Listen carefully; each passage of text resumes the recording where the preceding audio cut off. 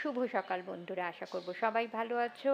আর পুজোর রেশ তো কাটতে না কাটতে আবার পুজো, কারণ সোমবার লক্ষ্মী পুজো, মানে আগামী সোমবার। তো ভোগের খিচুড়ি তো লাগেই, আর ভোগ তো দিতেই হয়। আলু কপিটা ভেজে নিয়েছি সর্ষের তেলে, আর তার মধ্যে এবার আলু কপিটা তুলে নেবার পর ফোড়ন হিসাবে দিয়ে দিলাম তেজপাতা, শুকনো লঙ্কা, দারচিনি, একটা লবঙ্গ, আর একটু সামান্য জিরে। টমেটোটা ছেড়ে দিয়েছি, বাট এলাচটা দিতে ভুলে গেছিলাম, মানে ছোটো এলাচ আর কি, সেটা। আর এখানে একটা মশলা তৈরি করে রেখেছি।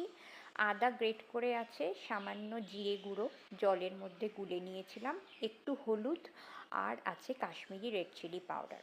এটা গরম জলে বেশ খানিকক্ষণ ভিজিয়ে রেখেছিলাম, এবং তারপরে এটাকে এবার দিয়ে দিলাম তেলের মধ্যে। ফোড়নটা থেকে অবশ্যই যখন ভালো করে গন্ধ ছাড়বে, মানে ফোড়নের গন্ধটা খুব ভালো রকম ছাড়বে, তখন কিন্তু এই মশলাটা দিয়ে দেবে। এবার মশলাটা কষাবে। মশলাটা যখন কষে আসবে, দেখবে ঠিক এই রকম পর্যায়ে এসে গেছে, টমেটোটা সুন্দর মিশে গেছে, ঠিক এই সময় এবার চাল আর ডাল যে সম পরিমাণে নেওয়া হয় সেটাই। অবশ্যই আমি এখানে সোনামুগ ডাল ইউজ করেছি আর গোবিন্দভোগ চাল ইউজ করেছি।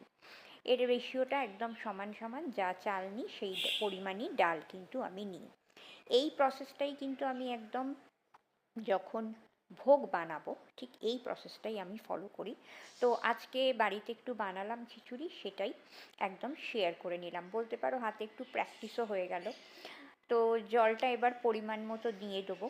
যদি মনে হয় পরে জল একটু কম হয়েছে, গরম জল অবশ্যই দিয়ে দিতে পারো, তবে একবারে অতিরিক্ত জল না দেওয়াই ভালো। এবার নুনটা অ্যাডজাস্ট করে নেবে, মানে নুনটা পরিমাণ মতো দিয়ে নেবে, কারণ কোনো জিনিসেই তো সেরকম নুন ছিল না। তো নুনটা আমি শুধু আলুটা আর কপিটা ভাজার সময় সামান্য একটু নুন দিয়েছিলাম।